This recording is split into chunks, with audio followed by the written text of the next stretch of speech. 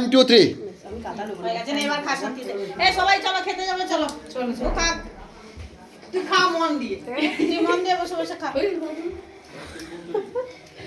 এবারে ভালো ভালো দুটো ছবি তুলে নিয়েছি সিরিং দিদি, আর খাবার পুরো খাবার আরে তোর জন্য দুধ নিয়ে আইছি, তুই দুধ দিয়ে মাছের বান্না দিয়ে ভাত খেতে ভালোবাসিস।